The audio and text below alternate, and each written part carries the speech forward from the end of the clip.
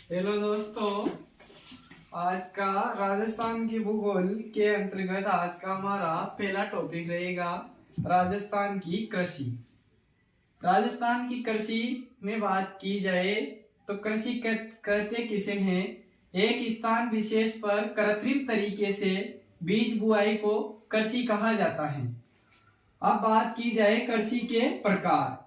कृषि के प्रकार मुख्य रूप से शुष्क कृषि, सिंचित कृषि, मिश्रित कृषि, जूमिंग कृषि, मिश्रित खेती। अब मैं आपको सबसे पहले बताना चाहता हूं कि शुष्क कृषि किसे कहते हैं। शुष्क कृषि 50 सेंटीमीटर से कम वर्षा वाले क्षेत्रों में की जाती है। सिंचित कृषि एक स्थान विशेष पर कृत्रिम तरीके से साधनों के द्वारा जो सिंचाई की जाती है उसे सिंचित कृषि कहा जाता है।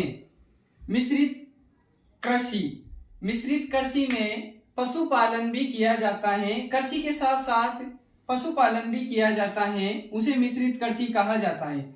जूमिंग कृषि को शिफ्टिंग एग्रीकल्चर के नाम से जाना जाता है। इसे भारत के अलग अलग राज्यों में अलग अलग नाम से जाना जाता है।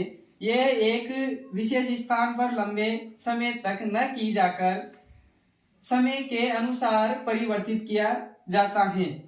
अगली कृषि है मिश्रित खेती। मिश्रित खेती में एक विशेष फसल को न बोकर अलग अलग फसलों की बुआई की जाती है, उसे मिश्रित कृषि कहा जाता है।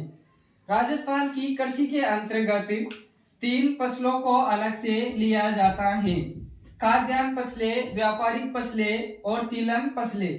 खाद्यान्न फसलों की बात की जाए, गेहूं, जौ, ज्वार, मक्का, चावल, चना।